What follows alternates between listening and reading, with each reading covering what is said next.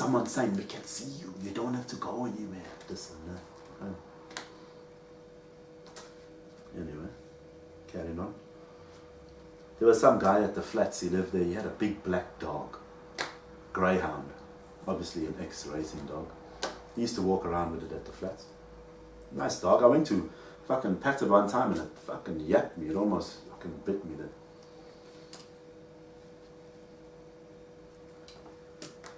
Then one day I was trying to sleep, yeah. Probably because I hadn't slept for about a day or two. So I was trying to sleep on there. Every time I went to nod off, I'd hear that, like someone hit the wall. And it'd wake me up. I'd wake up. Every time. Hey, that was fucking, with everything going on in my life, it had done my head in, exactly. I fucking, after about the 4th or 5th time it happened, or 6th time, exactly. Yeah, fucking, now it's someone, it's like someone's doing this on purpose, it's not just happening, you know what I'm saying? Someone is doing this to me, someone's bullying me, and absolutely mind-fucking me. It's not my imagination. Hey, I got up, I grabbed my fucking nunchucks, opened the door. Fuck, I walked outside, I banged my nunchucks on the bloody railings. I said, someone call the cops now because I'm gonna fuck someone up. Hey, I'm walking around. I'm thinking of Noel now, you know. Hey, Noel stays up there. He was staying up by fucking Michael's place for a bit. Hey, I marched up there. Hey, fucking no one around. There's a couple of guys around, you know what I'm saying? Hey, I'm fucking seeing red this time. I'm ready to scop some old. I checked 1 or 2 O's from the flats. They just parking there innocently, like they don't know what's going on. Hey, when I came back down the lifts, hey, there's Mum and Noel. Mum's like looking at me in the eyes. Oh, what's with you? What's wrong with you? And there's Noel like, hey, settle down. What's wrong with you, you know? And coincidentally, they happen to be around at that time. You know what I'm saying? Yeah. But anyway, I was like, hey, fucking this and that. Then they carried on for themselves, and then they, this and that. Then they want to kick me out now. So I had a fight with Noel earlier that year. I had a fight with him on Anzac Day. Now they want to kick me out because someone's bullying me, and I'm fucking, now I can't tell them. I can't say to them, look, I'm trying to sleep and someone's fucking making a noise here, this and that, you know what I'm saying? Because it's going to make me look like I'm fucking imagining things, exactly. Anyway. So now they like fucking maul with me, they're upset, now they want to kick me out. So my brother comes over there, Byrons on his way. He comes to pick me up to go to his house. Then I see Alex on the way down. And then Alex says some shit to me like, yeah, no. He does that shit what everybody's been doing. It's like talking to me without looking at me but mumbling. You know what I mean? And we're not even having a conversation. Anyway. I was getting out of that kind of thing, exactly. People are acting like fucking crackheads, exactly.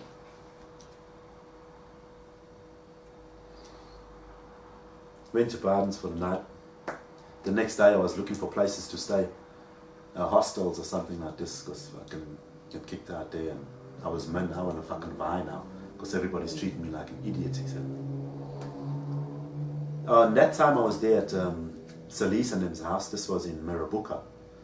I saw on the top of the washing basket she had her panties there, all I think wet and fucking folded up or squashed up, like, you know. I never thought nothing of it. I used to live with Celice and Byron many years ago. Never thought nothing of it. I'll get to that later. So I went back home and I chilled there. Spoke to Mum and this and that, whatever. And then it was like everything was okay, you know, I must just chill and this and that, whatever. So now Hailey called Byron, looking for me. Byron calls me up, Hailey's looking for you, this and that, blah, blah, blah, you know what I'm saying? And I thought to myself, how? But we saw each other a couple of weeks ago, or whatever. And we exchanged phone numbers, and we spoke and everything. Everything was all good. So now she's run up Alton looking for me. my brothers told me, and I'm thinking, why are you ringing up Elton? But you got my phone number. Now you're not calling me, you're ringing other people to look for me now. You're making me important to other people, like I'm not fucking doing my business or whatever, you know what I'm saying? This is not what I thought at the time. At the time I thought, that's strange, why don't you just call me? Have you got my number? I gave you my number. Because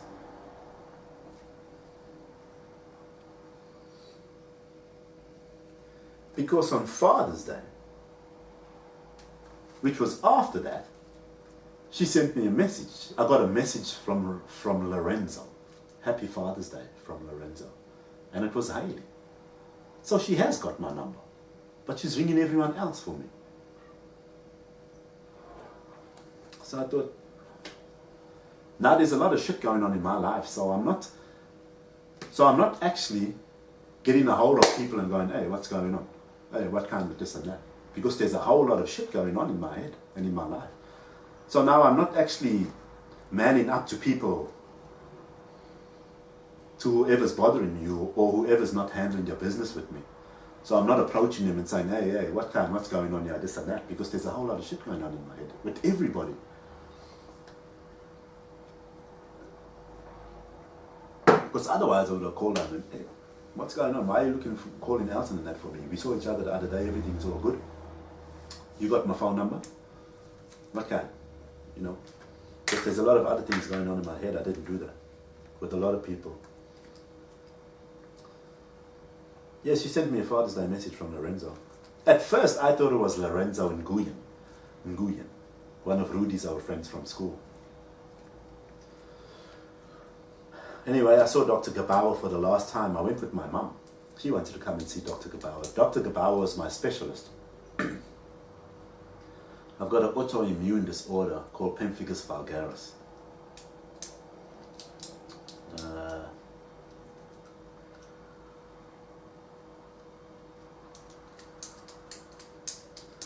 When it comes up on me, my skin, I get blisters.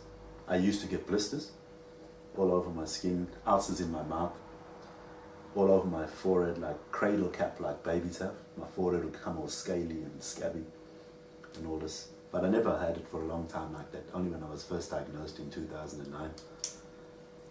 So it's called pemphigus vulgaris, ultra rare autoimmune disorder. I've had it since 2009. So my specialist was Dr. Kurt Gebauer. Great guy, I used to love him.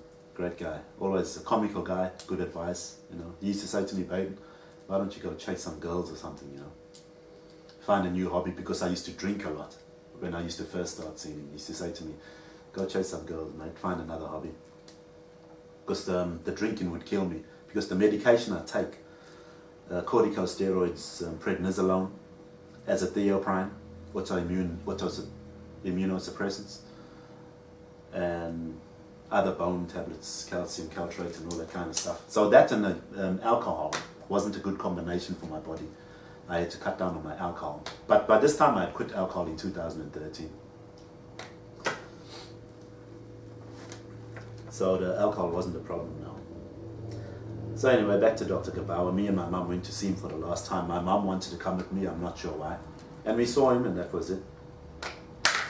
I think it was also that year I had a intravenously dose of rituximab, which has calmed my pemphigus down. I don't really get pemphigus vulgaris anymore. It hasn't raised its ugly head in the last couple of years, which is good.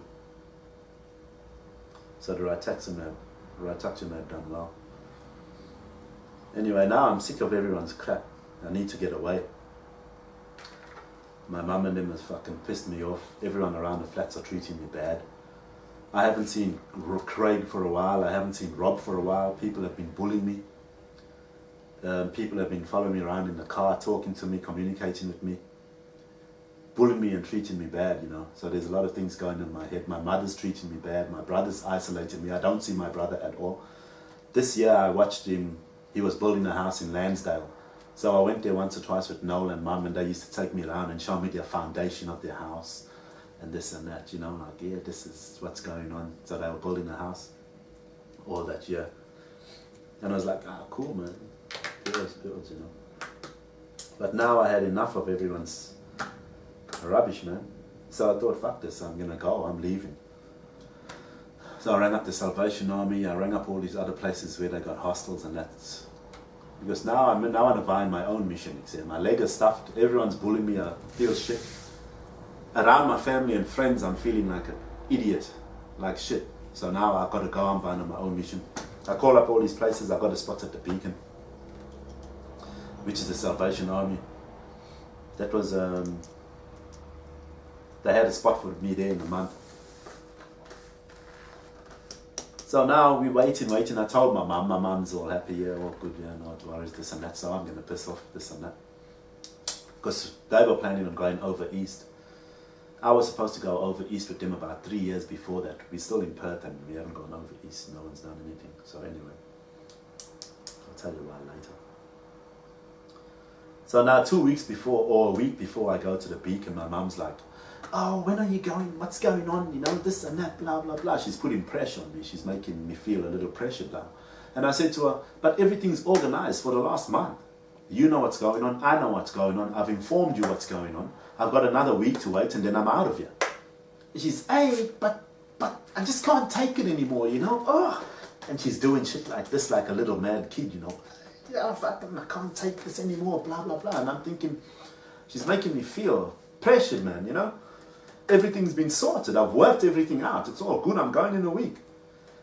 Anyway, I had enough of that kind of behavior. So anyway, September 11th, I pissed off from there. My mother took me to the Beacon. She dropped me off. And I went there. There was another guy, Adam, waiting in the waiting room there. Anyway, the Beacon also does a rehab, substance abuse and rehab and all that kind of stuff, and they have programs to help people out in life and this and that. Now, I wasn't there for any of that. I wanted to get out of my mother's place and out of Brownie Towers and go live my own life. I wasn't there for their rehab program, this and that, whatever. I even said I needed a holiday. Anyway, I spent 5 weeks there. Now, for me, when I got to the Beacon, it was like I jumped out of the frying pan into the fire. You know what I'm saying? Into the fire. Because I realized that the salvos have also been the guys here at Brownie Towers that look after the old people. They give them free bread, they give them entertainment. They've got a hall there that they give them a free chow and all that. Every day of the week they sell clothes. Every other day they sell chow and everything. So the Salvation Army is actually, I realized, being in my business for this whole last couple of years. The people that are communicating with me, I'm thinking now, is partly them. Because when I went to the salvos, I realized that the people that run Brownie Towers are the salvos as well. Anyway, I met a girl named Laura. She works for the salvos. One day she came bouncing on a little ball like a little girl. Oh yeah, you know, in the computer room. And I thought, you know, she's like a cute little girl and she's got a sweet voice, you know. Oh yeah, hi, you know, blonde hair, nice girl. There's another girl named Lisa. When I got there, Lisa, when I was walking around the hallway, she's like, hey, why don't you just take it? Why don't you just have it, you know? And I kind of laughed because I saw her acting like that. And I wasn't sure who she was acting like that for, what it meant. Anyway, then there's another guy there named Cameron. He used to work at the Beacon. Young guy. He started doing this to me. With his eyes, you know. Now, I used to do that to the TV at home. I used to look at the TV like that and flicker my eyes. Because sometimes I used to feel that the TV was talking to me. You know what I'm saying? I know it sounds pretty crazy, but that's how I used to feel. So when I used to look at the TV, I used to look at it like this sometimes. And I used to flicker my eyes. And I'd look at the TV like this, up and down.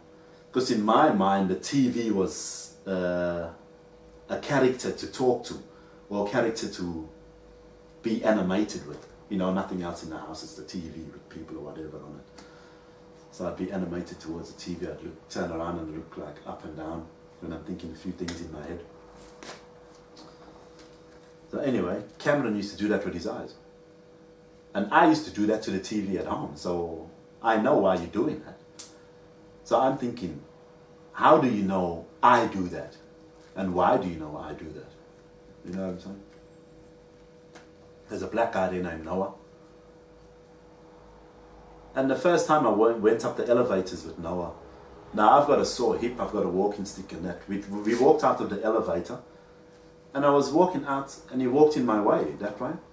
And I tried to walk that way, and he kind of moved in my way. But he done it so diplomatically, it didn't look like he was doing it on purpose.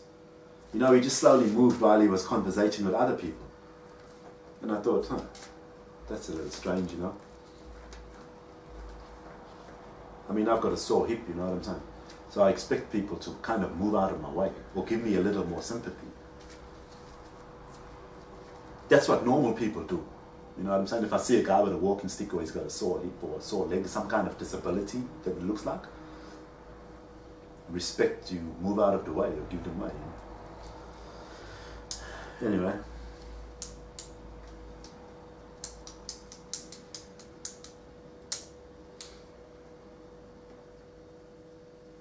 And Noah, one time he said to me, "Oh, Nana Baden, Nana boy, Nana Baden, Nana Baden, Nana Baden,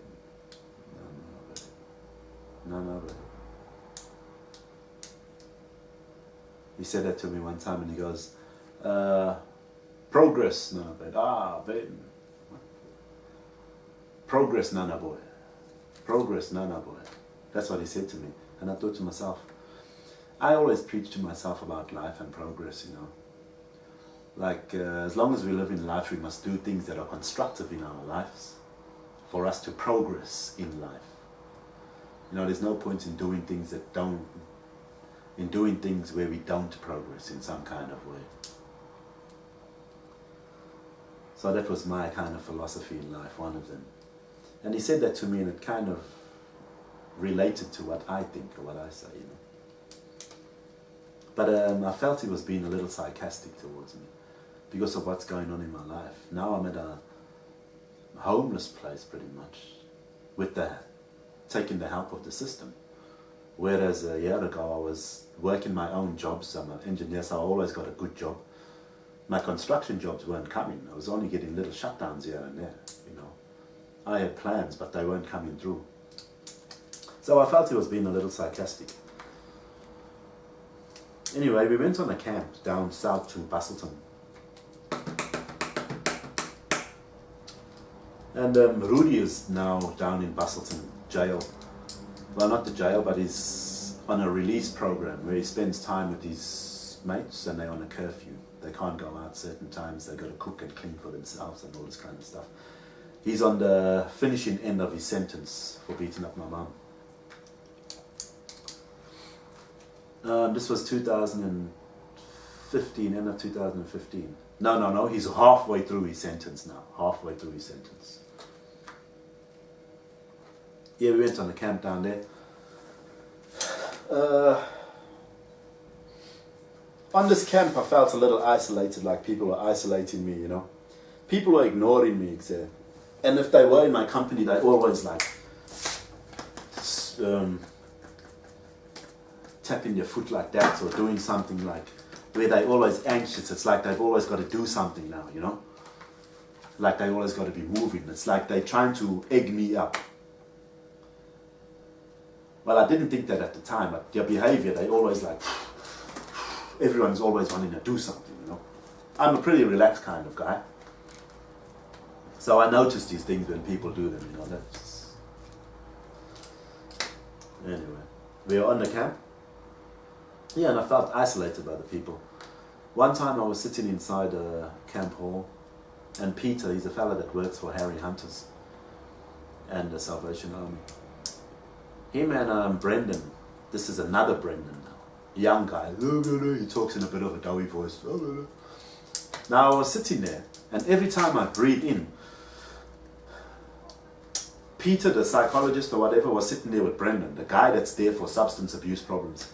Every time I breathe in, Brendan would stutter. But you know that this and that there. While he was talking to Peter. He's talking to Peter now in conversation.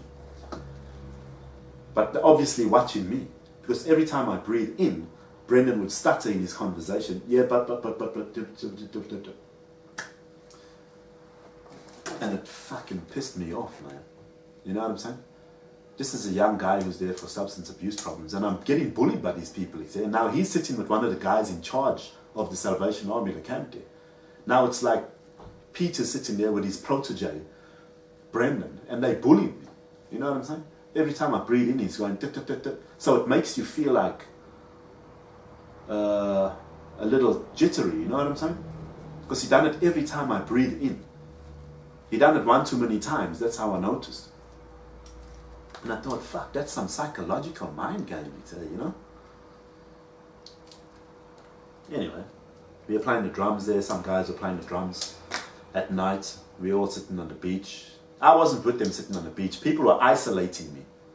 They were all going to do their thing and nobody was telling me what's going on or this and that or whatever. So Diana, one of the girls there, she's got the torch and they're all on the sand. And I noticed that she's shining the torch in my face, you know.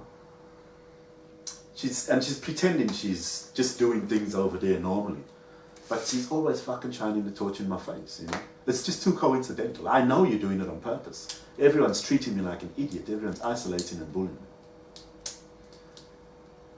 There's nothing I can do. I don't want to get up and confront people because they're doing it diplomatically now. If I get up and say something, that would be me imagining things. People are just going to say, I'm imagining it. They diplomatically bully me. You know what I'm saying? So they can get away with it. And it's really playing on me now. But I don't know why. I don't know why they're doing it.